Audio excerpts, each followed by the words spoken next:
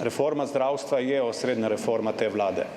Tudi zaradi tega smo se prav v letošnjem letu dodatno organizirali na več nivojih. In danes potekajo vse aktivnosti na več nivojih na področju zdravstva z enim samim namenom, da razčistimo to kolobocijo, ki smo ji priča v zdravstvu. Popolnoma drži, da smo prva dva koraka napovedali prenovo ZZZS in digitalizacijo. V tem trenutku poteka usklajevanje pogledov med Strateškim svetom za zdravstvo in ekipo ministrstva. Jaz sem prepričan, da bomo ta teden to usklajevanje zaključili. Zaključeno je na digitalizaciji, še nekoliko pred rokom, ki ste ga navajali. V tem tednu bomo zaključili, verjamem, tudi na področju ZZZS-ja. In v petek upam, da bomo to lahko poslali naprej socialnim partnerjem, se pravi v obravnavo na ESS.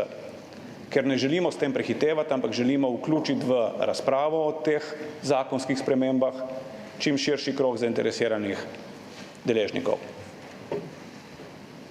Po domače, vsi roki, pa ne me zdaj za en teden, po 15 ali 30 letih, prosim lepo, bodimo vsi skupaj, zavedajmo se teže problema, bodimo vsi skupaj konstruktivni in če se lotimo ene zadeve po 30 letih, bomo en teden zamude, tudi če bo do nje prišlo, ali pa dva, ko je ta zamuda v interesu boljših rešitev, z veseljem sprejeli.